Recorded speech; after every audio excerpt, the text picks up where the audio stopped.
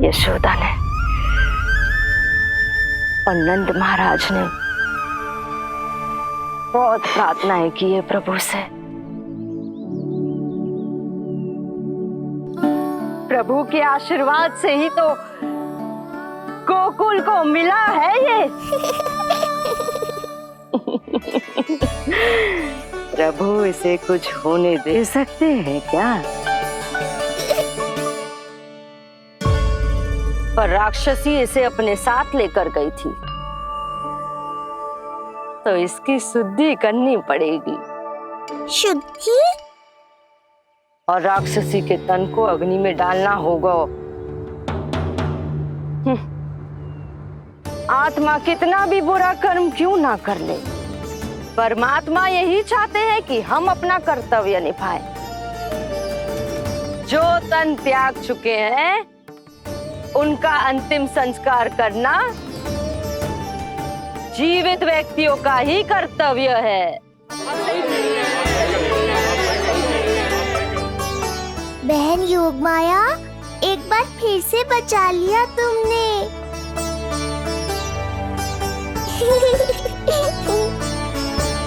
हम अभी अंतिम संस्कार की तैयारी करते हैं। यशोदा, हमें भी शुद्धिकरण में देर नहीं करनी चाहिए। गौशाला चलते हैं।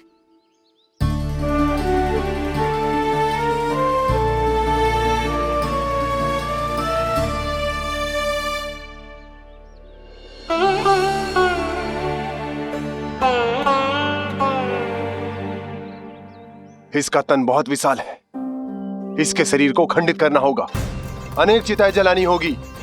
आओ सब मिलकर हाथ लगाओ।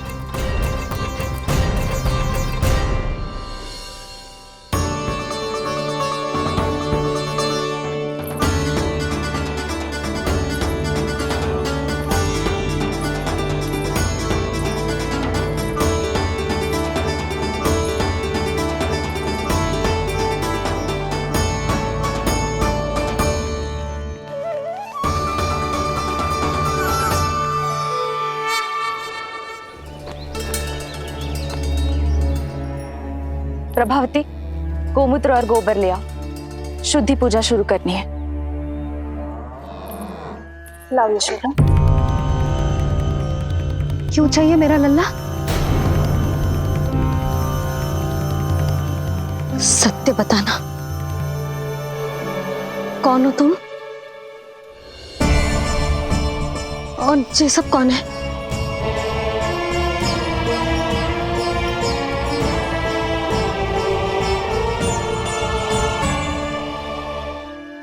यशोदा, मैं रोहिणी जिज्जी और ये सब गोपियां तुम्हारी सखियां।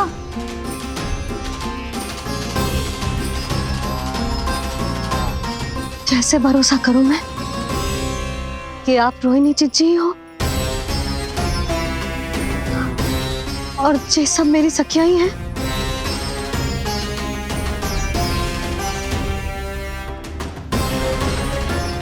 कैसे भरोसा करूं कि आप जो दिख रही हो सत्य में वो ही हो, कोई और ना हो?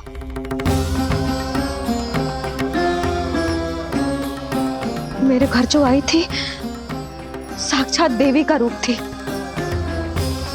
किंतु वो चुड़ैल निकली, राक्षसी।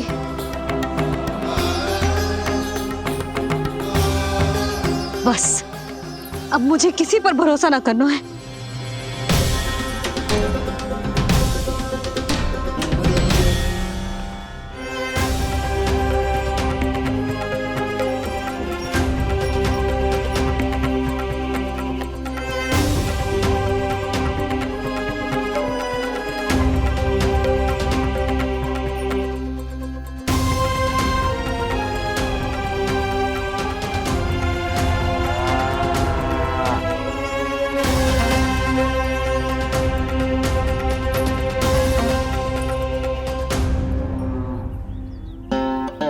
नारायण की बहुत बहुत कृपा, हमारे लल्ला को कुछ ना हो।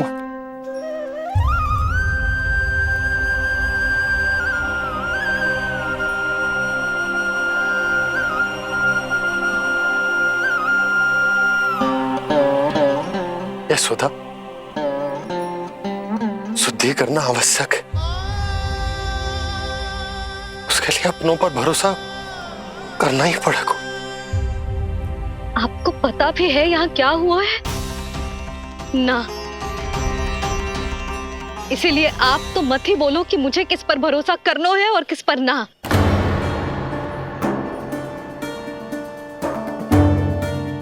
आप ना थे यहाँ, आपने ना देखा कैसे वो राक्षसी देवी के रूप में आओ और माँ के आंखों में धूल झोंक गई। कैसे उस राक्षसी ने मेरी ममता का लाभ उठाओ है और मेरे सामने मेरे लल्ला को ले गया।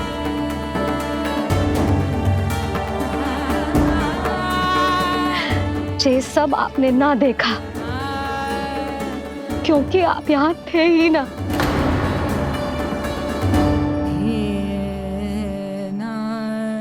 मैंने कही थी ना, मुझे आभास हो रहा है, मत जाओ। किंतु आपने क्या कही? चिंता ना करो जसोदा, अब देखो क्या होगा। उस नरभक्षी, उस राक्षसी ने मेरे लल्ला। यशोदा, यशोदा, मेरे लल्ला। यशोदा।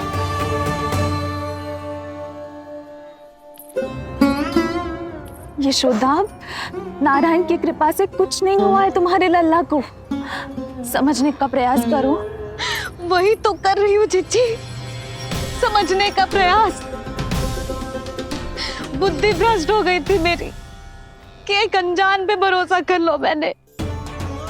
एक माँ होके भी मैं सत्य ना देख पाई।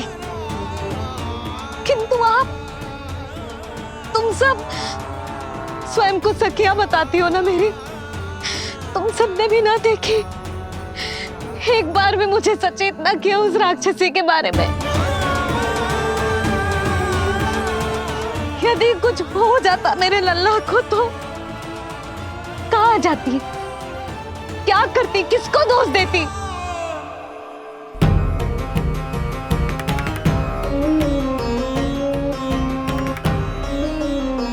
तुमने सत्य कहा यशोदा, ये हम सबका दोष है।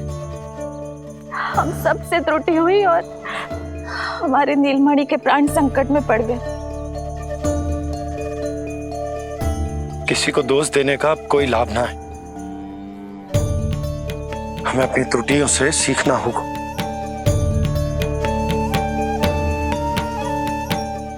एक भूल हम पहले ही कर चुके, शुद्धि ना करके दूसरी भूल ना करेंगे यशोदा। हाँ यशोदा, उस राक्षसी ने हमारे नीलमणि को विष पिलाने का प्रयास किया था।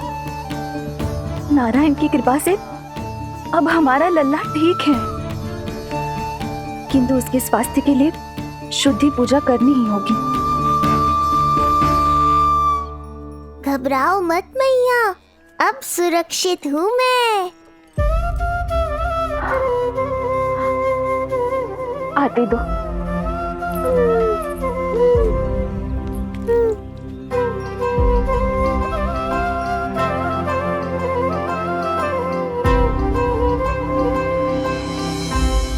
बहू के लिए इस घटना से उबरना आसान ना होगा।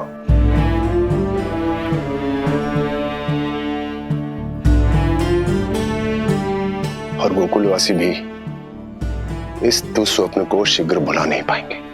बहुत भयभीत है वो। सामान्य मनुष्य के लिए राक्षसों से रक्षा संभव न है, पर प्रभु ने कर दी। अब साहस भी वही देंगे। चिंता मत करो बाबा, पूतना स्वयं सबका भय दूर करने में सहायता करेगी।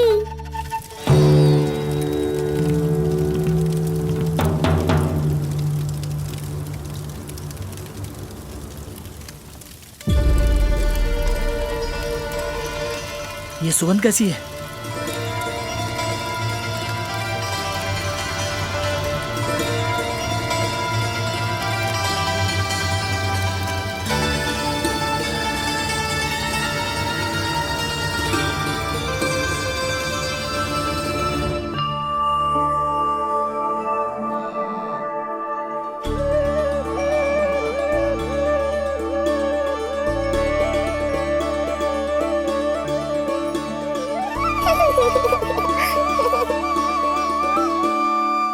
ये सुगंध कहां से आ रही है?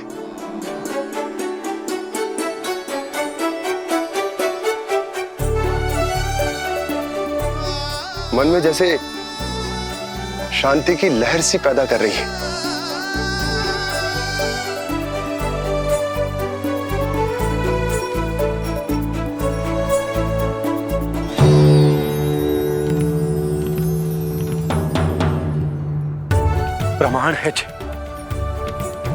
प्रमाण है कि श्री हरि नारायण ने ही हमें संकट से बचायो।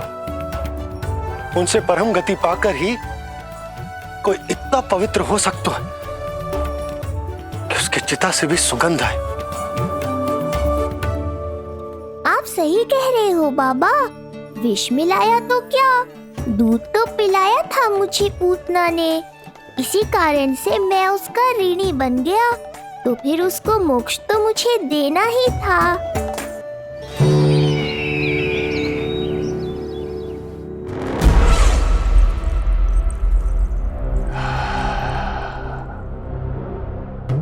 ये कोई साधारण सुगंध नहीं,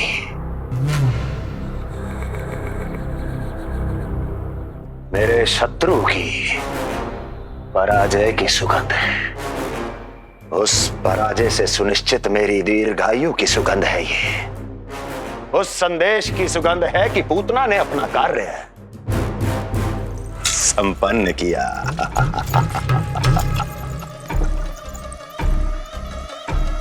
उस विष्णु पर मेरी विजय की सुगंध है ये।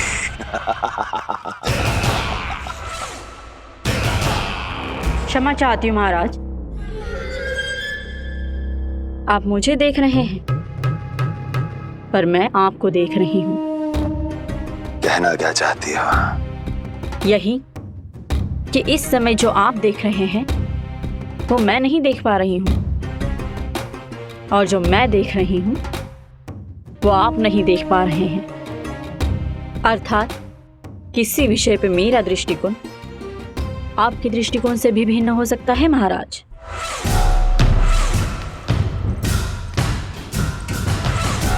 पहेलियां बुझाना बंद करो, सीधा सीधा कहो, क्या चल रहा है तुम्हारे मन में? जब तक मैं अपने नेत्रों से प्रमाण नहीं देखूंगी तब तक मैं नहीं मानूंगी कि ये सुगंध आपके विजय की है या पराजय की। प्रमाण के लिए तुम्हें अधिक प्रतीक्षा नहीं करनी पड़ेगी अस्ति।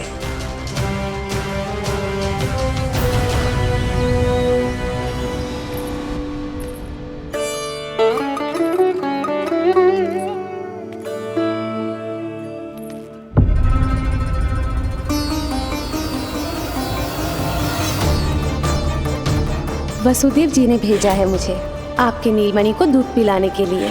इससे मेरी गोद अपरिचित नहीं लगेगी, ऐसा अनुभव करेगा कि अपनी माँ की गोद में है। आप काजल ले आइए, अपने हाथों से टीका लगाऊंगी। कितना प्यारा बच्चा है ये, कहीं मेरी ही ना दृष्टि लग जाए। कैसे एक अपरिचित पे विश्वास कर लो तेरी मैया ने? उसने कही थी कि वो मथुरा से आई है और वसुदेव भैया ने भेजा है उसे दूध पिलाने के लिए।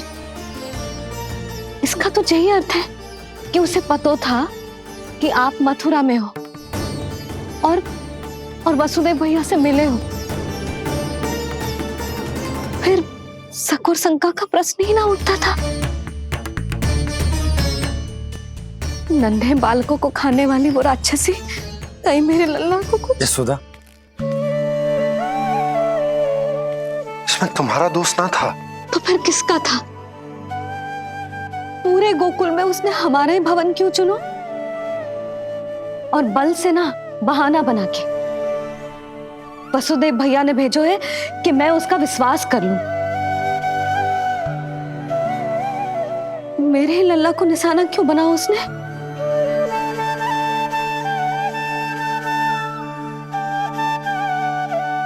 कंस क्रोध में अपना मानसिक संतुलन खो बैठा है।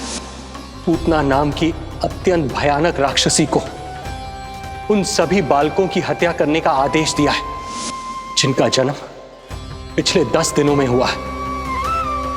बोलिए, मेरे लल्ला ने क्या बिगाड़ो था उसका? हाँ, क्या शत्रुता थी उसकी मेरे लल्ला से? वसुदेव भैया और देवकी भाभी ने जो कही थी वो मुझे यशोदा को बताना चाहिए कि ना?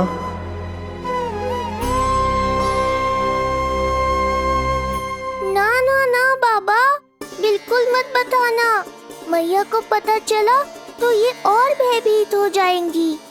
रात दिन केवल मेरी चिंता और रक्षा में ही डूबी रहेंगी। क्या सोचने लगे आप? अवश्य ही आपको कुछ पता है जो आप बता ना रहे। बताइए, बताइए ना। आज तक कुछ ना छुपाया मैंने इससे, फिर आज कैसे? ना ना, मुझे बताना ही चाहिए। लो कर लो बात। अभी अभी तो पूतना के आघात से मैया बाहर आई है, आप फिर एक नया झटका देना चाहते हो? ऐसा मत करो बाबा।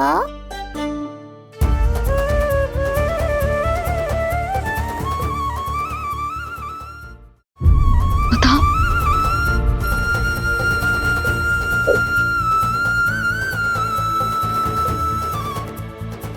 आज जब मैं कंस से मिलो तो उसने अच्छे से मेरा स्वागत करो। अब मुझे ही कुछ करना पड़ेगा।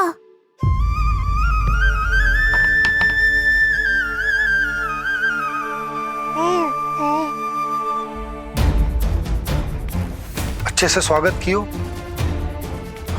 मिठाई भी खाई, सब ठीक तो, पर यहाँ कुछ ठीक नहीं था। अब बस किसी तरह आप विषय बदल दो ताऊ जी। गोकुल के बारे में मेरे मन में कुछ विचार आ रहे हैं। मैं तुमसे उस विषय में चर्चा करना चाहता हूँ। सुनिए, आप लोग वार्तालाप करो। लल्ला को भूख लगी आई होगी। हाँ,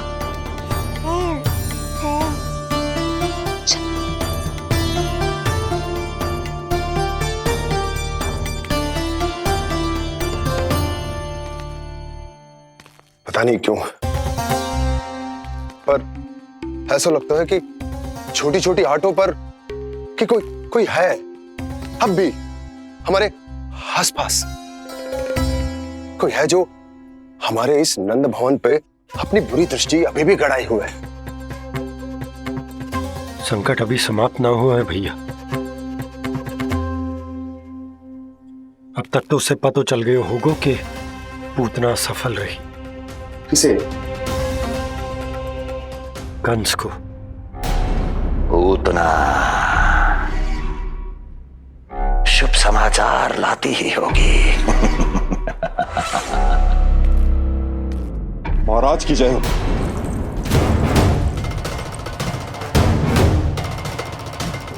देखा, समय भी कंस को प्रतीक्षा करवाने का दुस्साहस नहीं करता। भीतर ले आओ उसे। किसे महाराज? और किसे दुर्जन? पूतना को। क्षमा कीजिएगा महाराज, किंतु वो नहीं रही।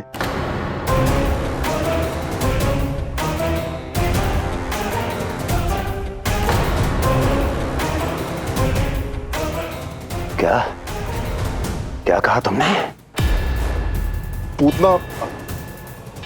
पूतना मृत्यु को प्राप्त हो चुकी है। पूतना मृत्यु को प्राप्त हो चुकी है।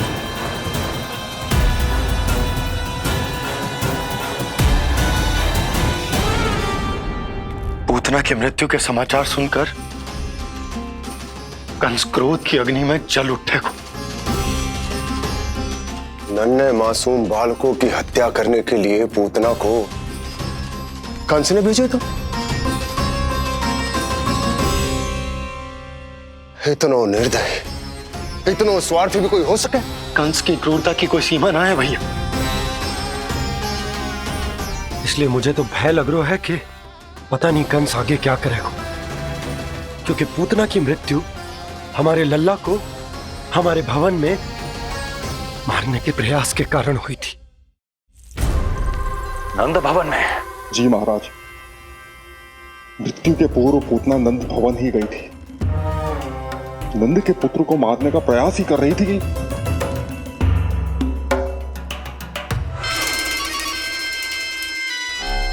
मुझे पुत्र हुआ। कब हुआ तुम्हारे पुत्र का जन्म? बस 7 दिन का हो गया महाराज हमारा लल्ला।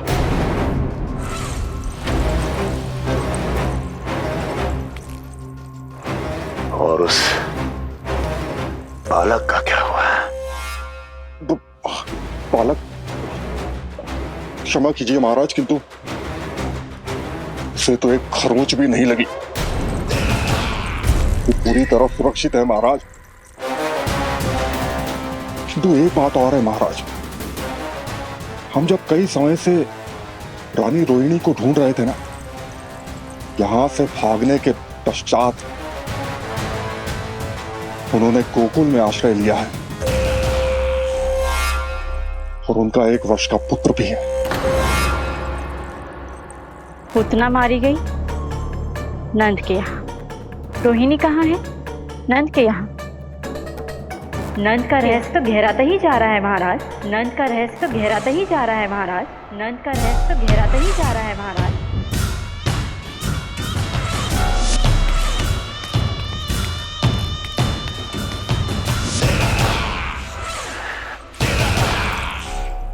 सब कुछ मेरे नेत्रों के सामने था, फिर भी चूक कैसे गया मैं?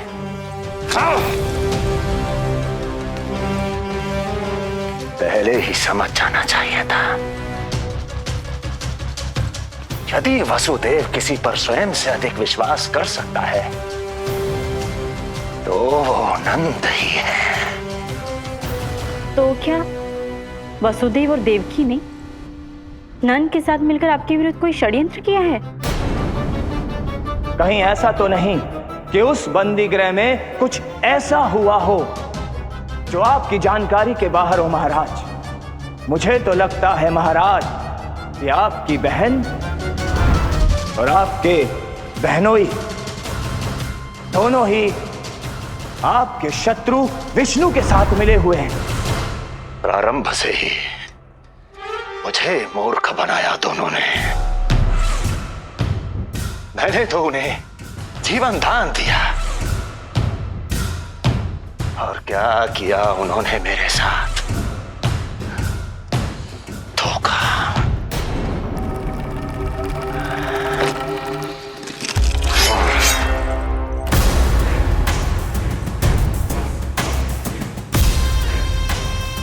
अब वो स्वयं बताएंगे कि क्या षड्यंत्र रचा है उन्होंने। अब ना तो वसुदेव बचेगा, ना देवकी बचेगी, और ना ही बचेगा उनका आठवां पुत्र। देवकी बचेगी और ना ही बचेगा उनका आठवां पुत्र। देवकी बचेगी और ना ही बचेगा उनका आठवां पुत्र।